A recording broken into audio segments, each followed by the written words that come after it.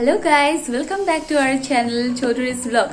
आशा करो आपलोक सकलो भाले आछे मयो भाले आछो आरो আজি মই आपलोকৰ লগত शेयर কৰিম এটা इजी स्वीट डिश बहुत सिंपल হয় आपलोकेও ট্ৰাই কৰিব পাৰে আৰু যেহেতুকে এতিয়া বহুত গৰম পৰিছে তো आपलोকে খাইও ভাল পাব আৰু স্পেশালি সৰু বাচ্চাবিলাকৰ কাৰণে বহুত হেল্পফুল হয় কাৰণ বহুতে ফ্ৰুটস খাব ইচ্ছা নকৰে মোৰ ঘৰতে আছে মোৰ সৰু ভাগিন ইমান ফ্ৰুটস খাব মানে ইমান ইচ্ছা নকৰে কিন্তু মই যেতিয়া হেতু स्वीट डिश तो बनाओ खाइयो ভাল পায় আৰু মাকবিলাকৰ কাৰণে টেনশন ফ্ৰী হৈ যায় সো বেছি পলম নকৰি ভিডিওটো আৰম্ভ কৰো আৰু আপোনালোকে চাই থাকিব।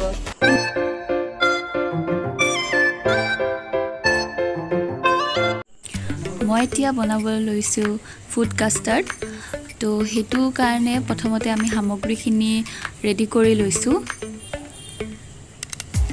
ইয়াতে মই ফ্ৰুটস লৈছো আম কল আপেল আৰু ডালিম আপোনালোকে যেটো ফ্ৰুটস খাই ভাল পায় লব পাৰে আৰু মই ড্ৰাই ফ্ৰুটস খিনি এনেকৈ ৰেডি কৰি লৈছো সৰু সৰুকৈ কাটি পিনে আৰু এতিয়া মই গেছটো অন কৰি যিকোনো এটা পাত্ৰ আপোনালোকে লৈ তাত গাখীৰ ঢালি দিব আপোনালোকৰ প্ৰয়োজন অনুসৰি। এতিয়া জুইৰ ফ্লেমটো কমাই মই গাখীৰখিনি গৰম কৰি লৈছো। যেতিয়া গাখীৰখিনি অলপ গৰম হ'ব ধৰিব তেতিয়া আমি কাস্টাৰ্ডৰ পেষ্টটো বনাই লম। তাৰ কাৰণে বাটি এটাত মই গাখীৰ অলপমান লৈ লৈছো আৰু এতিয়া মই গাখীৰখিনিত ফুল 2 চামুচ কাস্টাৰ্ড দি দিছো। অলপ গৰম গাখীৰ লৈ পেষ্টটো বনালে টেক্সচাৰটো স্মুথ আহে আৰু এনেকে ভালদৰে লৰাই পেষ্টটো বনাই ল'ব। তাৰ পিছত গৰম গাখীৰত আমি চেনি দি দিছো আপোনালোকে যিমান পৰিমাণে চেনি খাব বিচাৰে দিব পাৰে।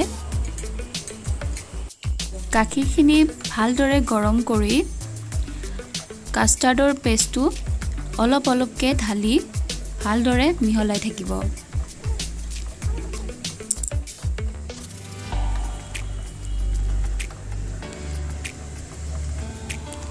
আপোনালোকে এনেকে এখন হাতেৰে ভালকৈ মিহলাই থাকিব যাতে তলত লাগি নাযায় কাস্টাৰ্ডখিনি আৰু কাস্টাৰ্ডখিনি অলপ ঠিক নোহোৱালৈকে এনেকে লৰাই থাকিম।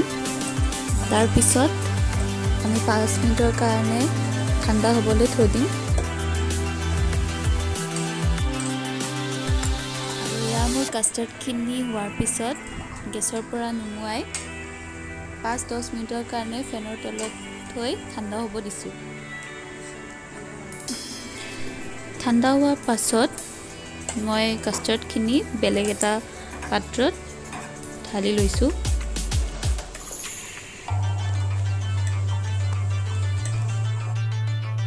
মই ফ্ৰুটছখিনি কাস্টাৰ্ডত ঢালি দিছো। আপেল দিছো এয়া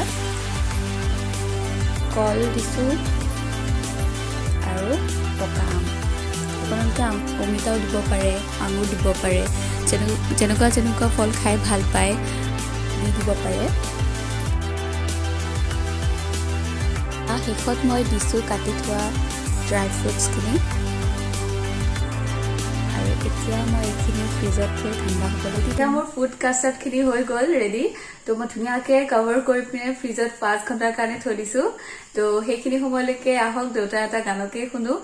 আজি দেউতাৰ গান গাইছিলে ৰাতিপুৱা ভাগত তো মই সেইখিনি এড কৰি দিছো আপোনালোকে শুনিব আৰু কেনেকুৱা হৈছে প্লিজ জনাই দিব।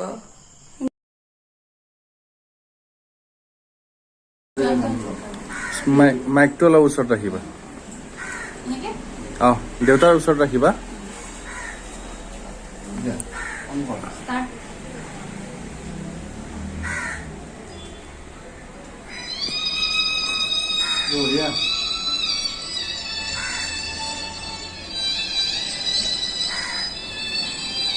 তুমি কি কৰিবা আমি কল কাটিবা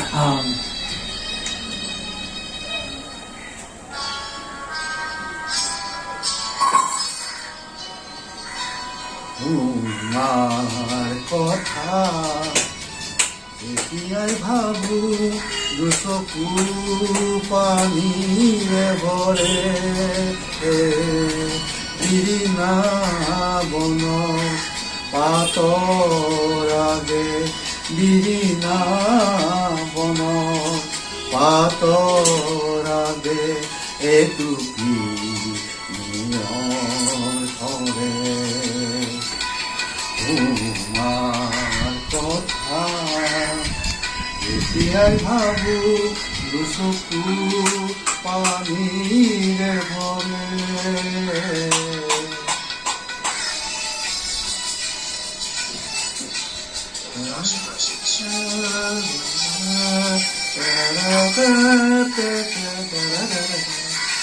তুমি যেন দূৰণিত শুনা ৰিণিকি ৰিণিকি বাহি নিজম ৰাতিৰ শুতে শুতে যেন কাষলে আহি হেৰুৱা ফুলৰ সুবাসেৰে হেৰুৱা ফুলৰ সমাসেৰে পদূলি উপচি পৰে তোমাৰ কথা যেতিয়াই ভাবো দুচকু পানীৰে ভৰে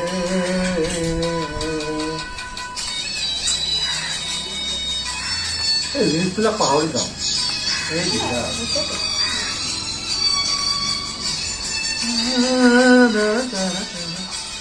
দেউতা আপুনি যে গানটো যে গালে মাতো কাষতে আছিলে কাৰ কাৰণে গাইছিলে গানটো এই গানৰ বহুত ইমান বন্ধু বান্ধৱী আছিলে আগতে সেইবিলাকক লৈ গাব পাৰোঁ বা মোৰ কংকনৰ মাৰ কাৰণেও গাব পাৰোঁ মোৰ মাৰ কাৰণেও গাব পাৰোঁ এইটো কথা শুনিছেনে মা অকল আপোনাৰ কাৰণে গোৱা নাই বেলেগৰ কাৰণে নহয় আৰে দেউতা গান গাই থাকোঁতে আপোনাৰ মাতি আছিল ন আপুনি বোলে নাথাকিলে ফিলটো নাহে গান কিন্তু মই মনটো মই বেলেগত লগাব পাৰোঁ এইটো বেয়া নহ'ব এতিয়া বেয়া পাই লাভ নাই এতিয়া বুঢ়া বয়সত এতিয়া নামাৰ তো মই ক'ব খোজো দৰ্শকক ইয়াতে আমাৰ এই দুজন যে আছে একদম টম এণ্ড জেৰী মৰমো আছে এনেকে কাজিয়া কৰি থাকিব একদম মৰমো একদম